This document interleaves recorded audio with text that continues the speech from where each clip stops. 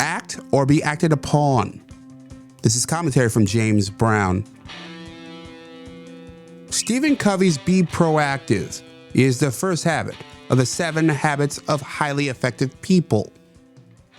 This idea challenges us to make a simple yet powerful choice. Act or be acted upon. Covey argues that taking initiative isn't just a skill. He says it's a mindset. It's the difference, as he puts it, between night and day. One of his key points?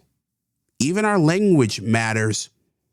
Covey says we need to move away from reactive phrases like, "there's nothing I can do," and instead embrace proactive alternatives like, "let's look at our options." Because our words shape our thoughts, and thoughts shape actions. It reminds me of what Bono once told Jan Winter in an interview. The world is more malleable than you think. In other words, circumstances are often more flexible than they seem.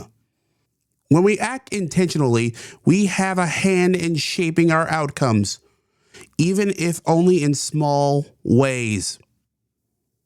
This idea resonates with me.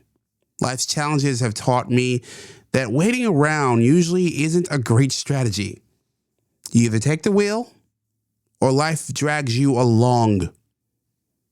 I've been on both sides of that equation. And let me tell you, driving, even when it's hard, is always better.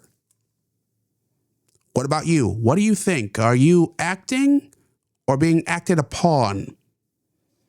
And what's one small way you can shift from being reactive to proactive today?